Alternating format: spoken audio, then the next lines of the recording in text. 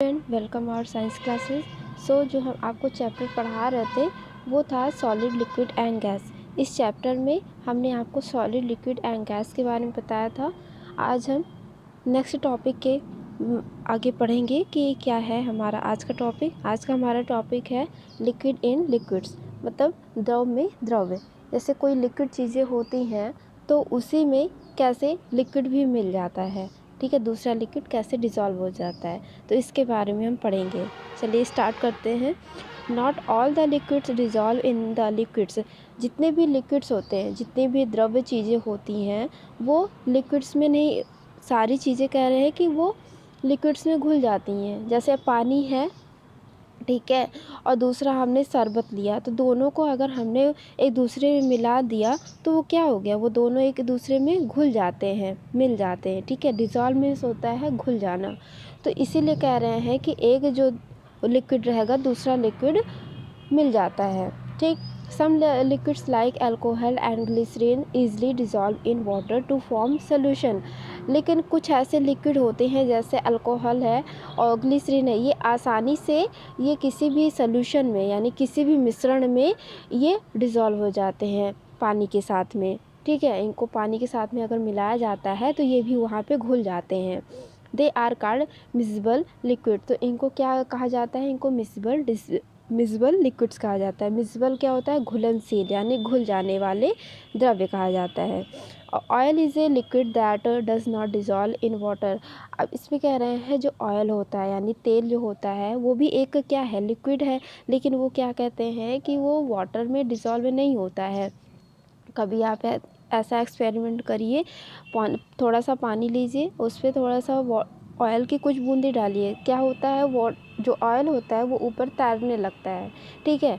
तो इस सोल्यूशन को हम क्या कहते हैं, this is called immiscible liquid. इस सोल्यूशन को हम क्या कहें, जो ऑयल है और जो वाटर है वो दोनों एक दूसरे में मिले नहीं, तो इसलिए इनको कहा गया इमिसिबल यानी कि अघुलनशील, ठीक है। क्योंकि ये दोनों घुले नहीं इसलिए इनको अघुलनशील यानी इमिसिबल लिक्विड कहा गया। तो इसमें सोल्यूशन को बनाने के लिए क्या कहा जाए, सॉल्यूट होना चाहिए, सॉल्वेंट होना चाहिए। मिक्स सॉल्वेंट क्या होता है, दो लिक्विड का आपस में मिलना। सॉल्यूट जैसे हो गया आपका शुगर और सॉल्वेंट हो गया वाटर, ठीक है। जो दोनों को मिलाएंगे, शुगर और वाटर को मिलाएंगे तो कोई भी मिश्रण हमारा बन सकता है यानी कि सॉल्यूशन बन सकता है। नेक्स्ट है गैसेस इन लिक्विड। अब कह रहे हैं गैसों में क्या, जो लिक्विड में क्या होता है, कुछ गैसें होती हैं, ठीक है। जैसे कोई भी हम लिक्विड लेते हैं तो उसमें भी गैस होते हैं। अब पढ़ते हैं इसमें कैसे होते हैं। Some gases also mix well in water. अब कह रहे हैं कि इसमें कुछ जो गैसें होती हैं अच्छी तरह से, जो कुछ गैसें होती हैं अच्छी तरह से वाटर में मिली रहती हैं। Gases like oxygen, carbon dioxide and ammonia dissolve in water. और ऐसी गैसें होती हैं जैसे ऑक्सीजन है, कार्बन डाइऑक्साइड है, अमोनिया है, ये सब वाटर में डिज़ोल्व होती हैं। जो हम पानी भी पीते हैं उसमें भी ऑक्सीजन रहती है। How do fishes live in water. तो इसमें कह रहे हैं कि जो फिश होती है, मछली होती है, वो पानी में कैसे ज़िंदा रहती है। तो इसका आंसर है इसमें, fishes survive in water as they breathe the oxygen dissolve in water. क्योंकि फिशेस सर्वाइव करती हैं उसमें वाटर में, कैसे जीवित रहती हैं, क्योंकि जो वाटर में क्या रहता है, ऑक्सीजन रहता है, ऑक्सीजन प्रेजेंट रहता है, ठीक है, और उसी में घुला रहता है। ऑक्सीजन क्या होता है, वाटर में घुला रहता है, और जब वो सांस लेती हैं तभी उसी के ज़रिए वो जीवित रहती हैं। नेक्स्ट है carbon dioxide is dissolve in a drink to make it फ्रिजी।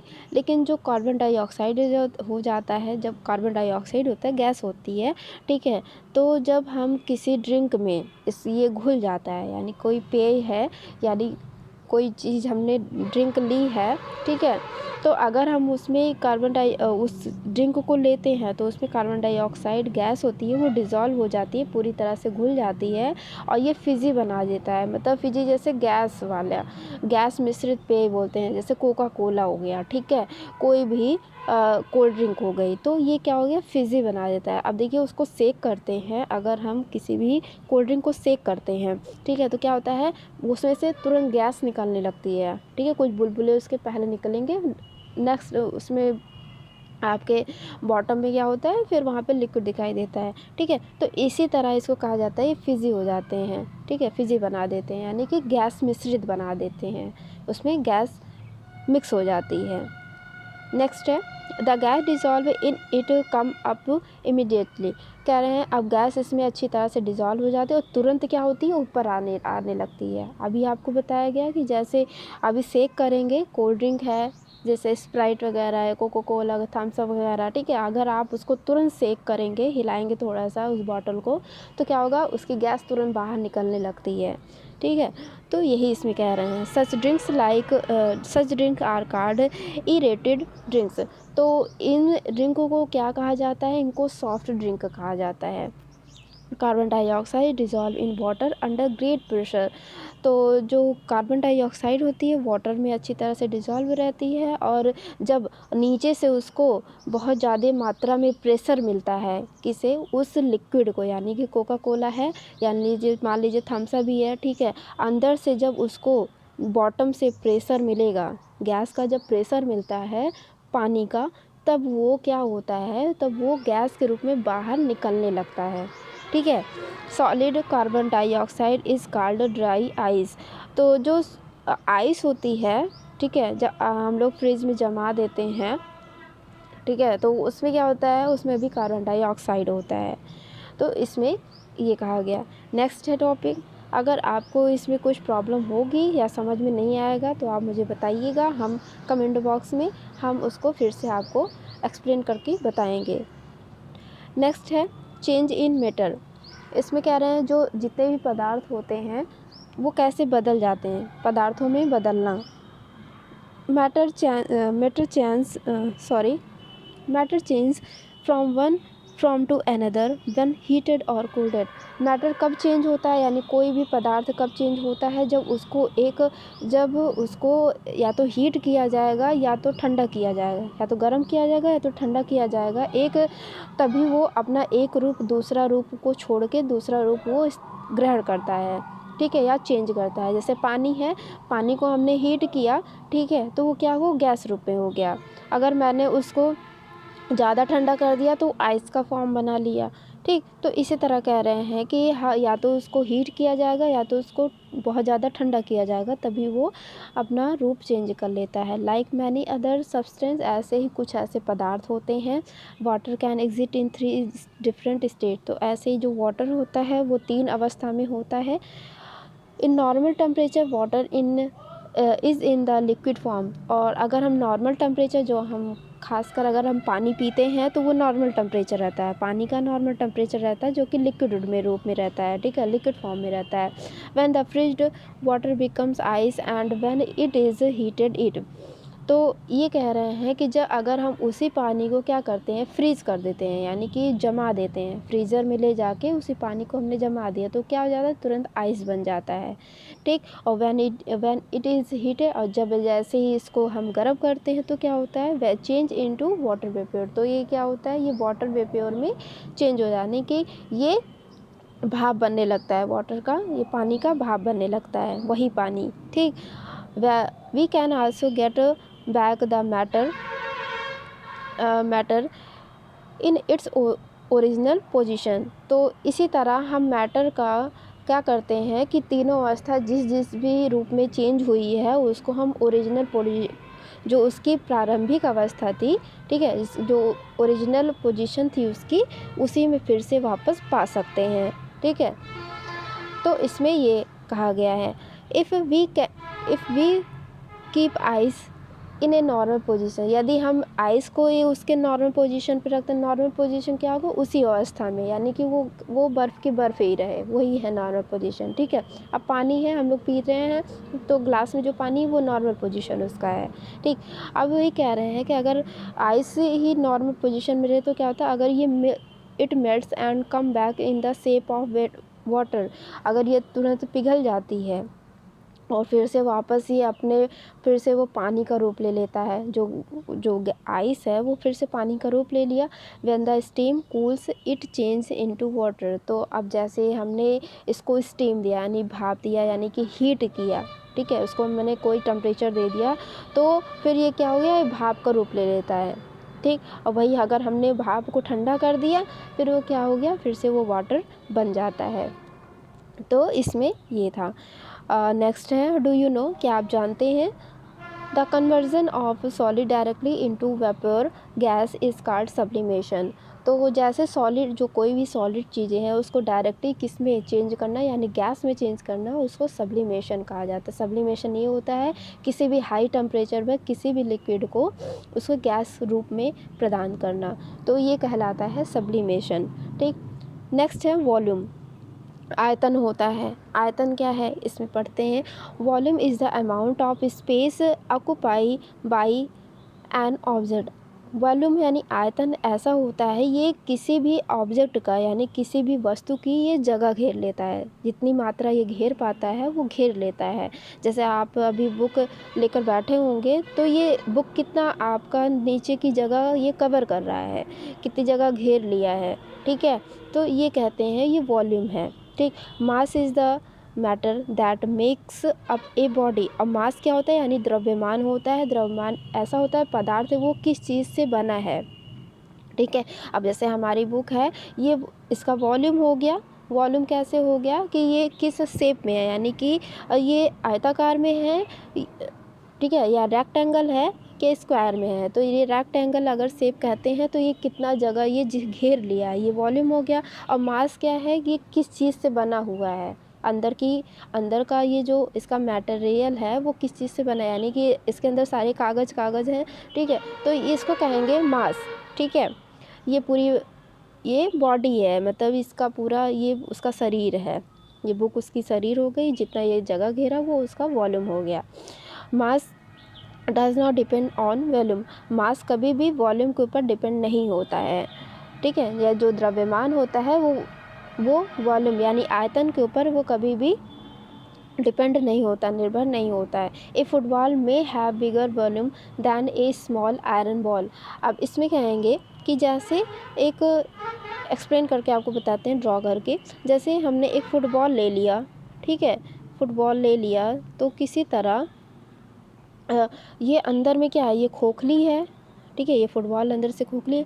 अगर वही हम एक लोहे की क्या ले लेते हैं, बॉल ले लेते हैं, छोटी सी बॉल लेते हैं लोहे की, तो अंदर में क्या है, ये भरा हुआ है, थोड़ा हैवी तो लगेगा ही, लोहे का जो बॉल है हैवी लगेगा। तो अंदर में क्या है, इसमें सब आयरन भरा हुआ है। ठीक है, इसमें क्या है, आयरन भरा हुआ है, तो ये हैवी लगेगा। और ये क्या है, ये खोखला लगेगा। तो इसीलिए कह रहे हैं इसमें जो आयरन की बॉल होगी, ये जो आयरन की बॉल होगी इसमें क्या होगा, इसमें ये मास होगा।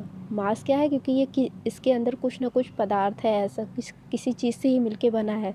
लेकिन ये जो फुटबॉल है इसमें कोई चीज़ नहीं अंदर है, केवल गैस है, तो इसमें कोई भी मास नहीं होगा। ठीक है, इस फुटबॉल में कोई भी मास नहीं होगा। ठीक, तो ये आपको डिफरेंस बताया हमने।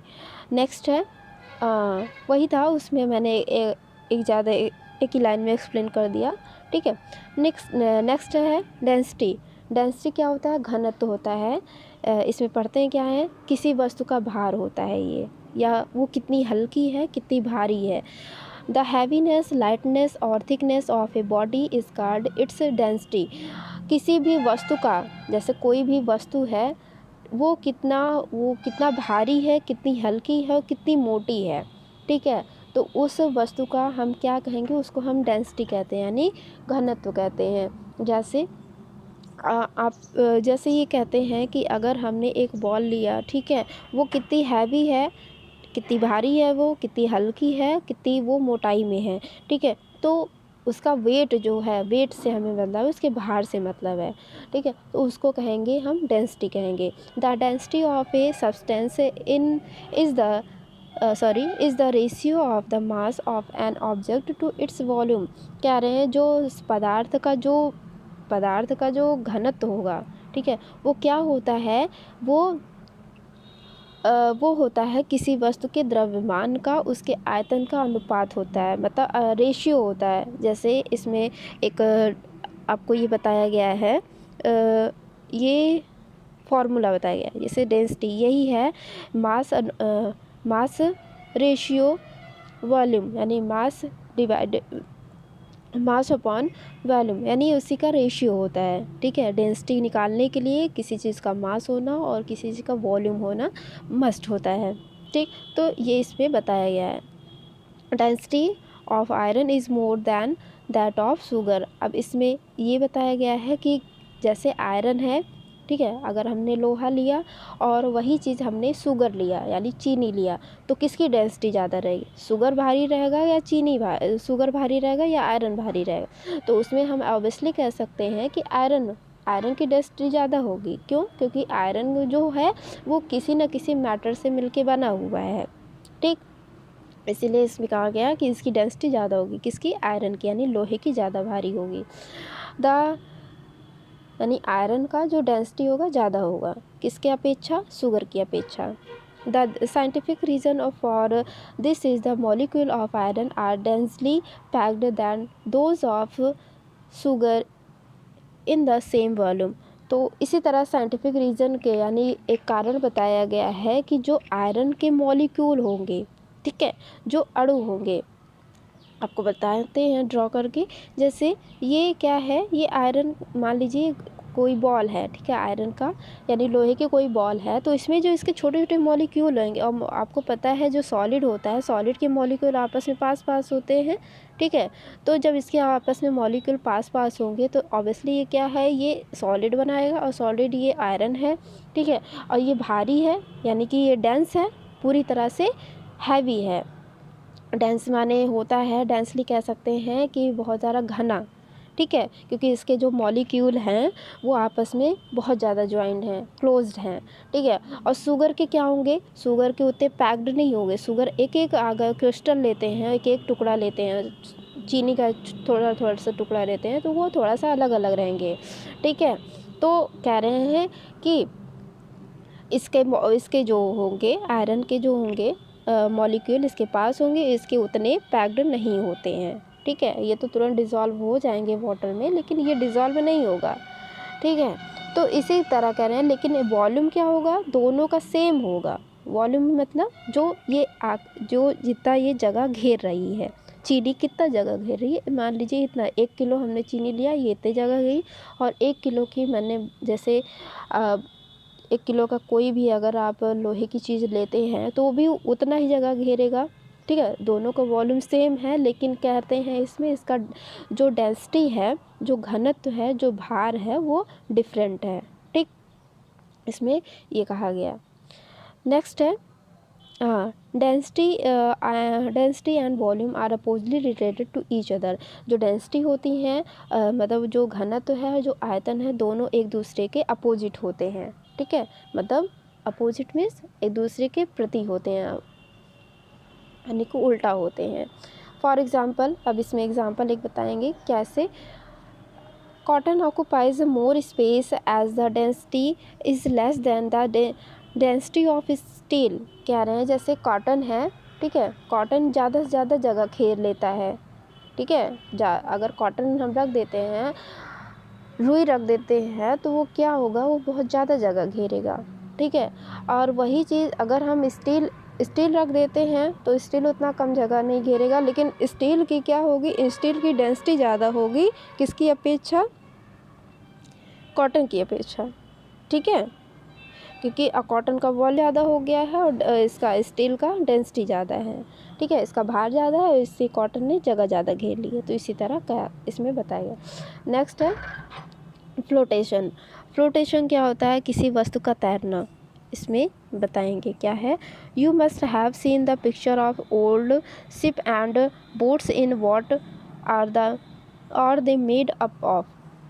इसमें कह रहे हैं आपने कभी देखा होगा पुरानी पिक्चरों में कि जो पुरानी शिप रहती हैं वो पानी में पहले प्राचीन समय में क्या था कि ये पहले ये तैरती रहती थी, यानी पानी में तैरती रहती थी, बड़ी बड़ी बोट रहती थी। अभी भी है, ऐसा नहीं है, अभी भी है। तो ये क्या होती है, लकड़ियों से बनी रहती थी ज़्यादातर, और इनका यूज़ जहाज़ के रूप में किया जाता था इन बोट का। ठीक है, और समुद्र में ले जाते थे तो सामान पहुंचाने का कार्य किया जाता था। ठीक है, तो इसमें बताएंगे क्या है। In olden times ship and boats were made up of would. तो क्या होता था, जो पुराने समय में जो शिप रहती थी, ठीक है, बड़ी बड़ी जहाज़ें रहती थी, नाव रहती थी, वो लकड़ियों से मिलके बनती थी। पहले उसमें कोई भी लोहा नहीं लगता था, यानी कि कोई भी आयरन नहीं रहता था, मतलब मिला नहीं रहता था, ठीक है।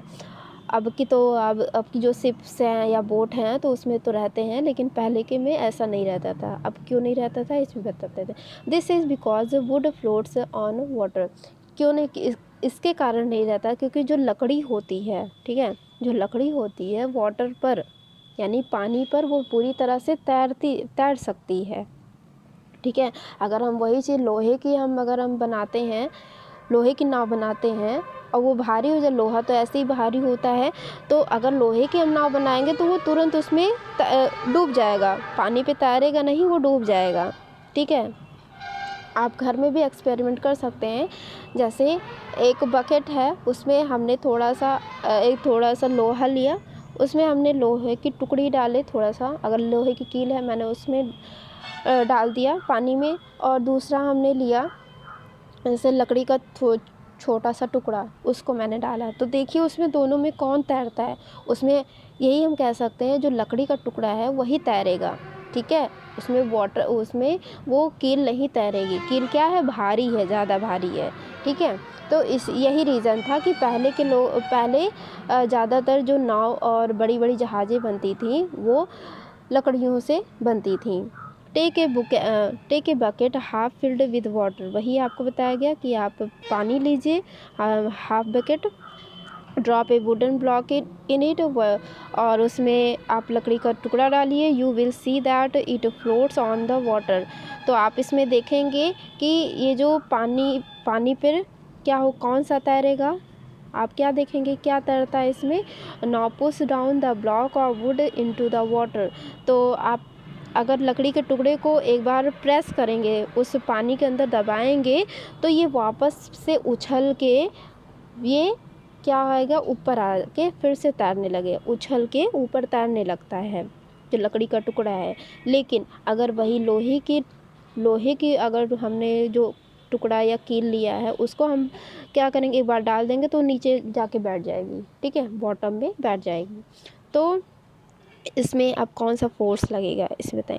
The blocks does not go into water but immediately float on water with an upward thrust. तो वही कह रहे हैं कि जो ब्लॉक है वो वापस से पानी के अंदर गया नहीं, ठीक है, वो ऊपर तैरने लगा, तुरंत ऊपर तैर के आ गया, यानी पानी पर तुरंत तैरने लगा, ठीक है।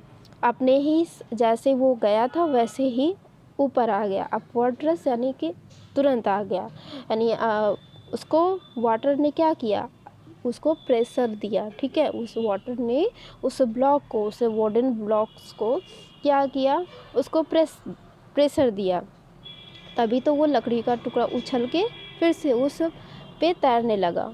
अभी आप लोग गेंद भी लेते हैं, बॉल लेते हैं, तो क्या होता है, पानी पे अभी डालते हैं, या जैसे प्लास्टिक की बॉल होती है तो वो भी तैरने लगेगी, ठीक है, तो वो उछल के तैरने लगेगी। तो यही कह रहे हैं, तो यही कह रहे हैं इसमें कौन सा उसमें कौन सा फोर्स लगा, जो वाटर ने उस वस्तु पर, यानी कि जो, एक मिनट आपको ड्रॉ करके बताते हैं।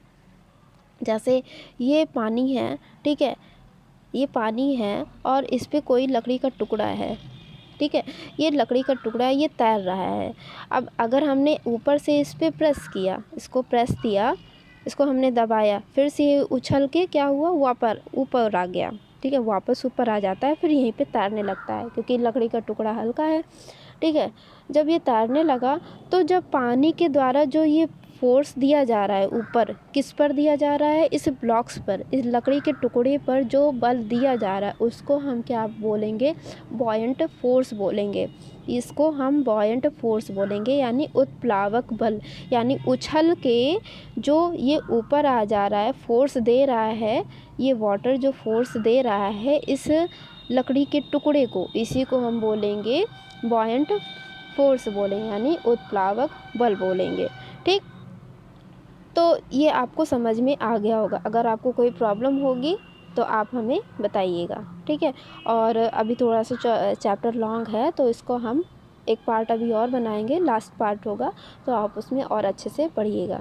सो अगर आपको इसमें और चीज़ें नहीं समझ में आई होंगी तो आप मुझे बताइएगा, हम उसको फिर से एक्सप्लेन करके बताएंगे। So thank you everyone.